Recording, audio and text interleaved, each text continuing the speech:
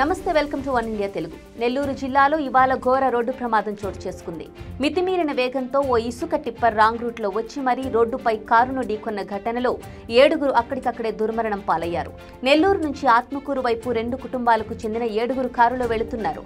అదే సమయంలో ఇసుక లోడుతో రాంగ్ రూట్ లో మితిమీరిన వేగంతో వచ్చిన టిప్పర్ ఈ కారును ఢీకొట్టింది. కారును ఢీకొట్టి కొంత దూరం ఈడ్చుకెళ్లింది. దీంతో కారు నుజ్జునుజ్జైంది. నెల్లూరు జిల్లా సంఘం మండలం పేరమనా జాతీయ రహదారిపై ఈ ఘటన చోటు చేసుకుంది. టిప్పర్ ఢీకొన్న ఘటనలో కారులోనే ఉండి చనిపోయిన వారి మృతదేహాలను వెలికి తీసేందుకు పోలీసులు తీవ్రంగా శ్రమించారు. ముంబై జాతీయ రహదారిగా పిలుచుకునే ఈ రోడ్డులో తరచుగా రోడ్డు ప్రమాదాలు జరుగుతున్నా, వందలాది ప్రాణాలు గాల్లో కలుస్తున్నా అధికారులు పట్టించుకోవడం లేదనే విమర్శలు ఉన్నాయి.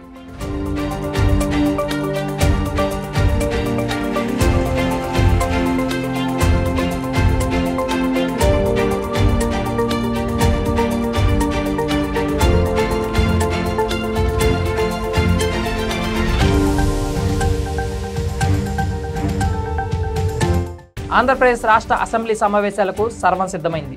రేపటి నుంచి అసెంబ్లీ సమావేశాలు ప్రారంభం కాబోతున్నాయి. 10 రోజుల పాటు ఏపీ అసెంబ్లీ సమావేశాలు నిర్వహించాలన్న యోచనలో కూటమి ప్రభుత్వం ఉన్నట్లు సమాచారం. కూటమి ప్రభుత్వం ఏడాది పాలనపై అసెంబ్లీలో విశేష చర్చ జరిగే అవకాశం కనిపిస్తోంది. రాష్ట్రంలోని ముఖ్యమైన అంశాలపై పవర్ పాయింట్ ప్రజెంటేషన్లు కూడా ఇవ్వనున్నట్లు తెలుస్తోంది. అలాగే తాజా రాజకీయ పరిణామాలు, ప్రభుత్వ పథకాల అమలుపై కూడా అసెంబ్లీలో ప్రత్యేక చర్చలు జరగబోతున్నాయి. ఈ అసెంబ్లీ సమావేశాల్లో బనకచర్ల ప్రాజెక్టుపై ప్రత్యేకంగా చర్చించే అవకాశం కనిపిస్తుంది. మరోవైపు మండల్లో ప్రభుత్వాన్ని నిలదీయడానికి వైసీపీ సిద్ధమైంది.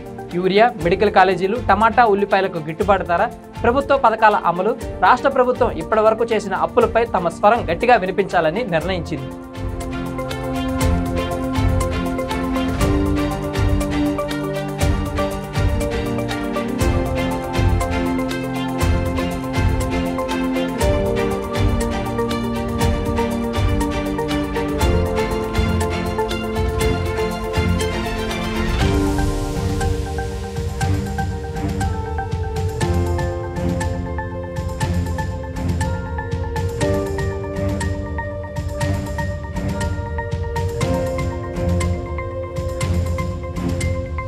తెలంగాణలో నేడు ప్రజాపాలన దినోత్సవాలు ఘనంగా జరిగాయి. హైదరాబాద్ సహా రాష్ట్ర వ్యాప్తంగా ఈ వేడుకలను అధికార యంత్రాంగం వైభవంగా నిర్వహించింది.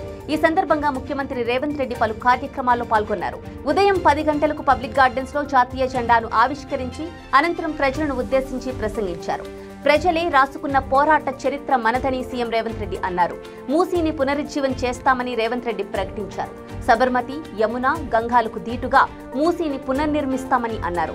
డిసెంబర్ 9 నాటికి మూసీ పునరుజ్జీవ పథకానికి శ్రీకారం చుట్టనున్నట్లు చెప్పారు.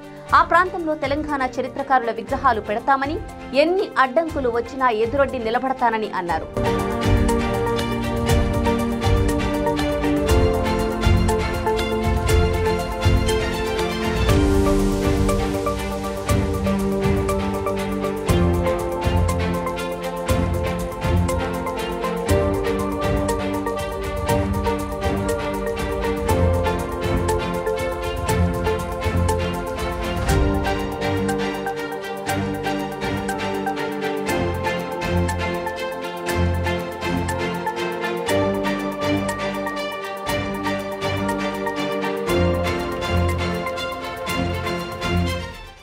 తిరుమలలో శ్రీవారి బ్రహ్మోత్సవాలకు ఘనంగా ఏర్పాట్లు జరుగుతున్నాయి. తాజాగా సమావేశమైన టీటీడీ బోర్డు పలు కీలక నిర్ణయాలు తీసుకుంది. తొలిసారి బ్రహ్మోత్సవాల రద్దీని ఇస్రో ద్వారా పరిశీలన చేయబోతుంది. భక్తుల రద్దీకి అనుగుణంగా తగిన చర్యలు చేపట్టాలని ఆదేశించింది. ఇక బ్రహ్మోత్సవాల వేళ ప్రత్యేక ప్రవేశ దర్శనాలు రద్దు చేశారు. గరుడు సేవ సమయానికి తిరుమలకు ద్విచక్ర వాహనాలపై ఆంక్షలు విధించారు.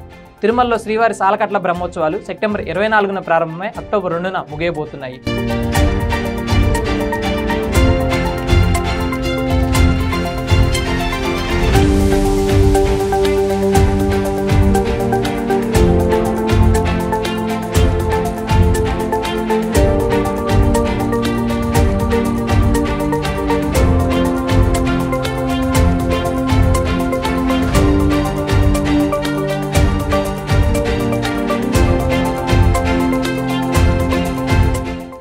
ప్రధాని మోదీకి జన్మదిన శుభాకాంక్షలు వెల్లువెత్తాయి. గతంలో ఎన్నడూ లేని విధంగా ప్రపంచ దేశాల అధినేతల నుంచి పలువురు మోదీకి జన్మదిన శుభాకాంక్షలు తెలుపుతున్నారు. బీజేపీ శ్రేణులు మోదీ జన్మదినాన్ని వేడుకగా నిర్వహిస్తున్నారు. సేవా కార్యక్రమాలు ఏర్పాటు చేశారు. మోదీకి AP CM Chandrababu Naidu, deputy CM Pawan Kalyan, మాజీ సీఎం జగన్మోహన్ రెడ్డి గ్రీటింగ్స్ తెలిపారు. సోషల్ మీడియాలో మోదీ జన్మదినం ట్రెండింగ్ గా మారింది. వివిధ రాష్ట్రాల మంత్రులు, సినీ తారులు, క్రీడాకారులు, వివిధ దేశాల అధిపతులు సైతం ప్రధానికి బర్త్డే విషెస్ తెలిపారు.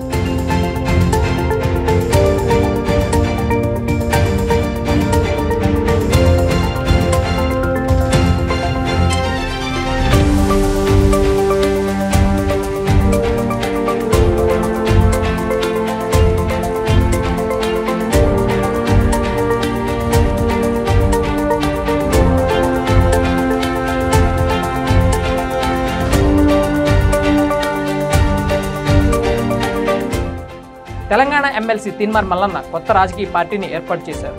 తన రాజకీయ పార్టీకి తెలంగాణ రాజ్యాధికార పార్టీ అని పేరు పెట్టినట్లు ప్రకటించారు. తాజ్కృష్ణలో ఏర్పాటు చేసిన కార్యక్రమంలో కొత్త రాజకీయ పార్టీ పేరును, జెండాను ఆయన ప్రకటించారు. ఈ సందర్భంగా తిన్మార్ మల్లన్న మాట్లాడుతూ సెప్టెంబర్ 17వ తేదీని బీసీల తలరాతను మార్చే దినంగా ఆయన అభివర్ణించారు. తెలంగాణలో మెజార్టీ సంఖ్యలో ఉన్న బీసీలకు రాజకీయ పార్టీ అవసరం ఉన్నందున తాను పార్టీని ఏర్పాటు చేసినట్లు ఆయన తెలిపారు.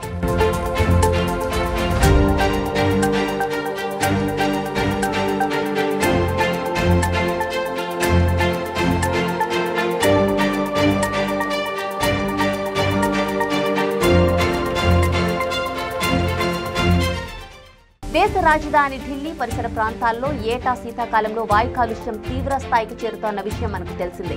అదే సమయంలో పొరుగు రాష్ట్రాల్లో పంట వ్యర్థాలను తగలబెట్టడం దీనికి ఓ కారణమనే వాదనలు ఉన్నాయి. ఈ నేపథ్యంలో పంట వ్యర్థాల దహనంపై దాఖలైన పిటిషన్పై తాజాగా మరోసారి విచారణ చేపట్టిన సుప్రీంకోర్టు కీలక వ్యాఖ్యలు చేసింది.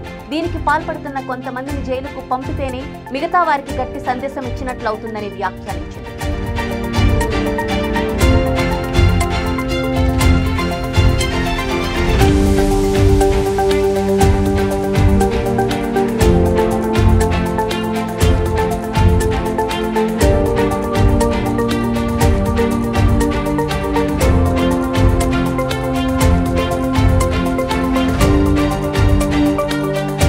దేశంలో 140 కోట్ల మందికి వర్తించే జీఎస్టీపై పెద్ద నిర్ణయం తీసుకున్నామని కేంద్ర మంత్రి నిర్మలా సీతారామన్ తెలిపారు.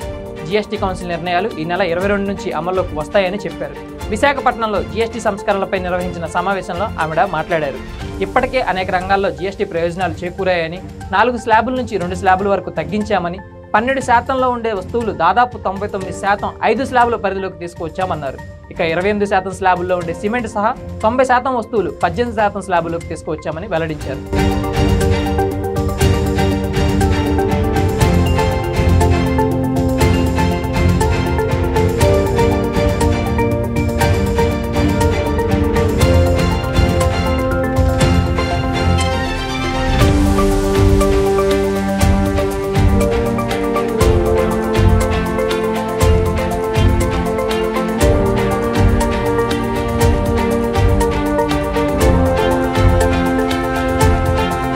ఆసియా కప్లో భాగంగా నేడు పాకిస్తాన్, యుఏఈ జట్ల మధ్య జట్టు 4 పాయింట్లతో సూపర్ 4కు అర్హత సాధిస్తుంది.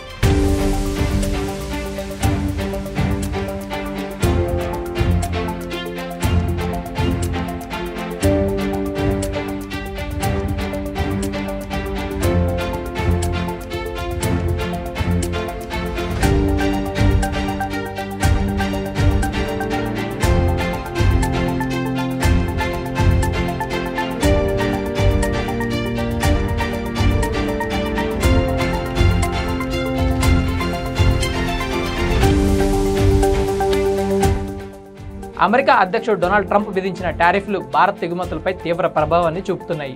వీటి ఫలితంగా మన దేశ వస్తువుల ధరలు అమెరికాలో భారీగా పెరిగిపోయి పోటీ తట్టుకోలేని స్థితి నెలకొంది. ఈ విషయాన్ని గ్లోబల్ ట్రేడ్ రీసెర్చ్ ఇన్నోవేషన్ సంస్థ వెల్లడించింది. ఆగస్టు నెలలో అమెరికా ఎగుమతులు 6.3% తగ్గి $6.7 బిలియన్ చేరాయి. టారిఫ్లు పెరిగి 50% చేరుకోవడంతో ఒక్కసారిగా ఎగుమతుల్లో తగ్గుదల కనిపించింది.